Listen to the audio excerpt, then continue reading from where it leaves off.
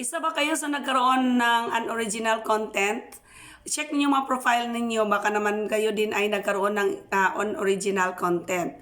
So ito, titingnan natin kung ano pong ibig sabihin ng unoriginal content. Ito po yung content that is not new or different. So hindi po siya bago at hindi po siya kakaiba sa mga content na ginagawa mo or ginagawa ng ibang tao.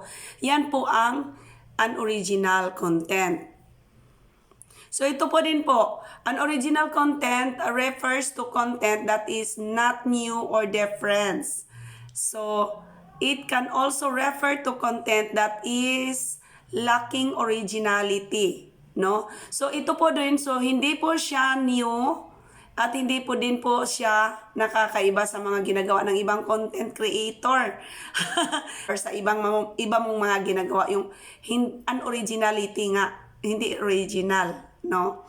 Tapos ito pa din, unoriginal content can be imitative using or marked by the use of something else as a basis for or model. So ibig sabihin dito imitative. So kinapi mo, no? Tapos using or marked by the use of something else as a basis or model. So imitative. So marami po na tayong ginagawa na mga imitative, yung ginaya-gaya natin lahat. Siguro yung hindi ko alam kung ano pong kayo na po nakakaalam dito sa ano po mga ginagaya-gaya natin na mga actions, yung mga salita, ginagaya-gaya natin. Kaya isa po yan sa unoriginal content. Ito din po, in that context of video content, dito tayo sa context ng video content. Unoriginal content can refer to video content from other sources. Okay, with minor but not meaningful changes. So, ito pala ay mga video content natin na sources is minor, with minor. Nandoon yung mga minor, not legal age. No? But not meaningful changes including adding meme bars, logos, changing background music, or describing what happens with no additional information. So yung mga information niya pare-pareho lang din. Yung hindi natin dinadagdagan. Kung nagkopya tayo, dagdagan na lang natin. Tapos yung mga music na ginamit natin. So parang nakikita ko ito doon sa mga TikTok natin pinupost natin dito kasi 'di ba may mga logo yung mga third party, yung mga watermark, ayan, including adding meme bars, logos, changing background music, or describing what happens with no additional information. So hindi natin i-change, no? Hindi natin i-change ang lahat ng mga yung kung ano pong nandoon, siguro yung mukha natin nakikita pero yung music niya, yung mga salita doon ay ganun pa rin ang sinabi natin.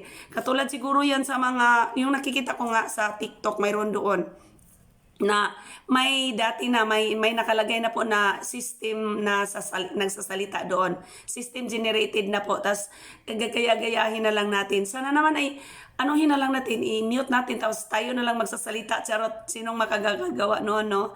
Yung tayo lang, gagawa tayo ng na adlib. Dagdagan natin para hindi siya magiging unoriginal. Kaya yan pala po ang nagiging unoriginal content. So tandaan po natin palagi, ang unoriginal content pala ay yung mga content na hindi natin nabago. Hindi natin binago na ginawa din natin noon or palaging ginagawa ng ibang mga content creator na pare-pareho lang din tayo. Yung mga ganon, di ba? Na may nakita tayo doon sa TikTok na yung pwede na lang natin na gawin yung ganon din ginawa nila pero iba lang mukha ang nakikita. Yan, di ba? Suppose yun, there's no different. Walang kakaiba sa ginawa mo. Pareho lang tayo. Parehong nagiginawa lahat. Ayan, dyan ko po talaga nakikita yun. No, yung kanta, pareho lang, nakinantan mo din. O kaiba lang doon, ikaw yung kumanta, sa iyo yun. Pero naka-fall pa din yan sa original content. Then it refers also to lacking of originality dahil gaya-gaya lang natin. No? So, tapos, using or marked by the use of something else as basis or model. O yun po talaga, nasa TikTok po talaga yun. May basis tayo, model yan. Tapos ginawa-gawa lang natin ng atin. No? Tapos in the context of video content, an original content can refer to video content from other sources with minor but not meaningful changes. Na including adding meme bars, logos, changing backgrounds, music, or describing what happens with no additional information. So, ganun po talaga mga kabiisi, no? Ang dali-dali po dapat talagang magagaya lang natin. Kaya iwasan na lang natin mga kabiisi, gagawa po tayo ng atin. No? Yun, kaya, yun po magiging unoriginal kung may nagawa po yun na marami. Tapos pari-pariho lang din po yung background, yung music, yung mga ganon. Kaya yan po, magiging unoriginal content. Yun din pag-share natin na sa long video or sa live, tapos ini-advise tayo ni Mita na maglagay tayo sa Reels. I-ano natin, i-convert into Reels. Ayusin din natin na pag-i-edit doon, makabisi na. Yung kakaiba po talaga sa long video natin. Yung hindi po siya medyo magkapareho kasi yun po ang nangyari sa iba. Marami po silang nagkaroon ng unoriginal content pero galing po doon sa ini-edit nila na original nilang video na ginawa nilang Reels. Or galing po sa mga live nilang ginawa nilang Reels. Kaya yan po mga kabisi, kung may natutunan po kayo ngayon sa aking sinabi, sana naman ay mag-subscribe po kayo kay Sister Sonia BEC. Maraming salamat po sa nag-subscribe na sa akin, sa mga ilang buwan na kayong nag-subscribe sa akin. At huwag niyong kalimutan mag-follow kay Sonia Lagat, yung admin ng aking page na si Sister Sonia BEC. At yan, love-love lang po tayo mga ka-BEC. Ka-BEC tayo!